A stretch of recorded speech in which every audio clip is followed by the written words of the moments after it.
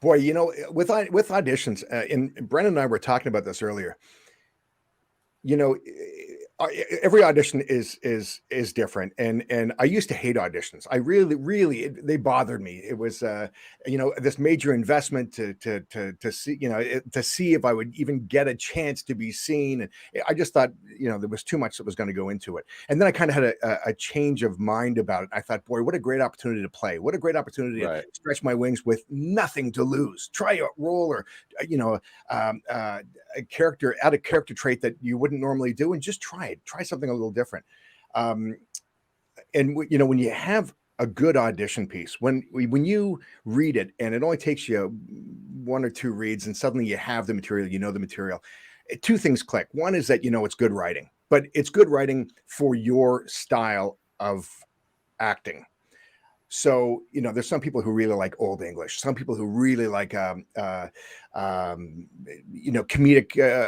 script, some people who really like the slow paced, dramatic, drawn out.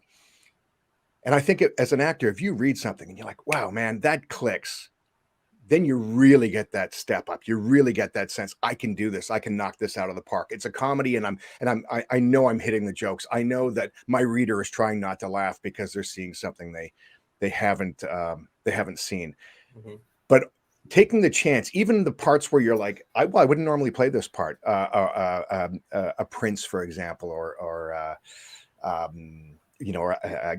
prince would be probably something I read for a couple weeks ago, and I thought I would never do that. I've never read for that role before, but I thought, what a great opportunity to not move, to move with my shoulders as opposed to my neck, and that sort of thing, and just to completely try something different. I didn't get the part, so maybe but you took a risk, right? And I think that's one of the most important things, is that you need to be able to have the freedom to take those risks. Because if you don't, then you're just rigid. Like, you're just doing the same things over and over and over again, and you're not flexing any muscles. If you're not finding a way to take risk in a self-tape or an audition, then you're not doing what you need to do. You're just playing in the safe zone. And as a performer, you can't do that.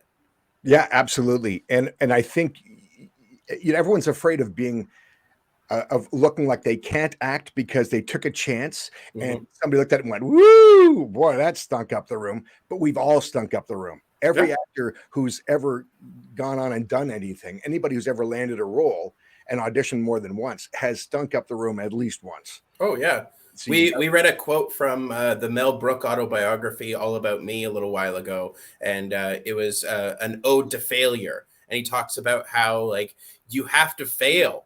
If you don't fail, you're never going to learn. And, like, you need to fall flat on your face sometimes. And it's scary. It's not something we want to do, but it's a necessity so that you do get better. You gain more experience, because you know how people are going to react. You know how to push those reactions, and you can play with it more.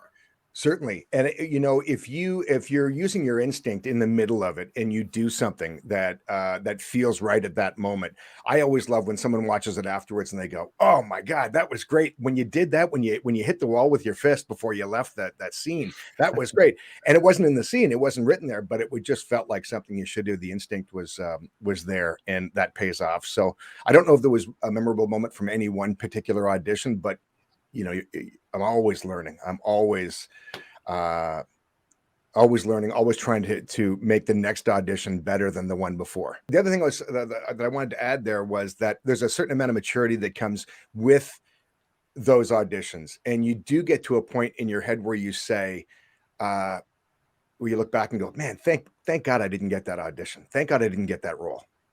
And your friends go, what do you mean? Thank God you didn't get it. Don't you want it? Yeah, I want everything I auditioned for. I want that role, but better for me to not be cast in a role that I'm not suited for. So I don't need to show up and shoot a scene where someone is sitting on a side going, "Wow, this guy stinks. This casting is terrible." Or years later, someone's watching the DVD thinking, "Yikes! Well, this is the brown stain on his the skid mark on this guy's right.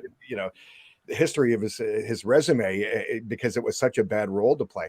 We have to trust casting directors, and it's a tough thing to do. But when you don't get cast, you got to go, "Okay, well, there's a reason for it." And you know, and you hope that the person who did get cast is really, really fantastic, so that, you know, and that you placed, that the casting director said, boy, they were memorable, they really had something, let's see if we can find something for them later on.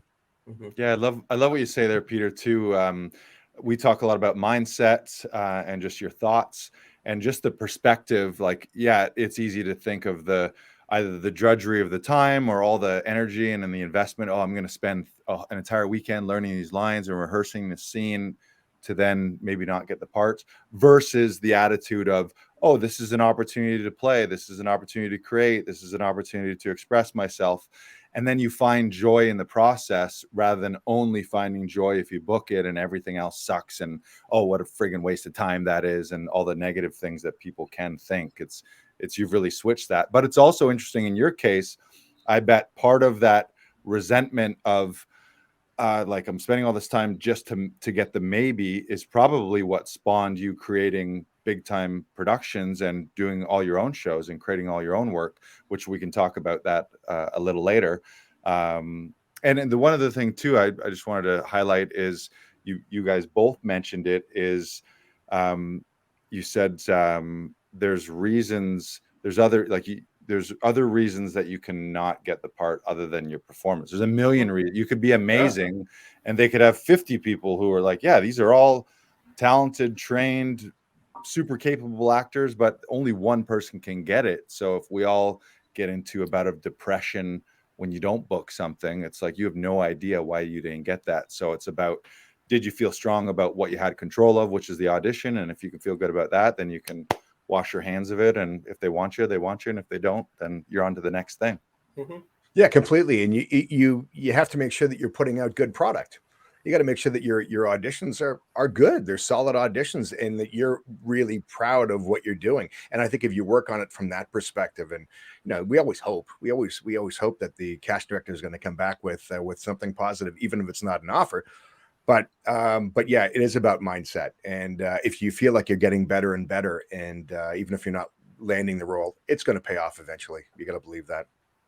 Yeah, and I think partly some internal validation of, I'm doing good work, versus, did they like me? Did they like me? Do you approve? Am I an actor because you liked me? Was that good? Like, that kind of energy is just it's bad for the soul, but it's just bad for business too. Yeah, absolutely. And I think a lot, you know, a lot of actors, it's very easy to fall into that really negative mindset. Like look, I've donated all this time to put forward this audition, and I'm not even getting any feedback. Look at everything that I'm doing. And so I think it's key that you really do flip it around. Now, I know people who audition all the time for stuff that they shouldn't audition for, and I know people who, you know, put everything in their life secondary to audition, when sometimes they should just turn down an audition. But if you're going to audition, you got to put your best foot forward. You know, and you got to find a happy place in your brain to have fun with it, for sure.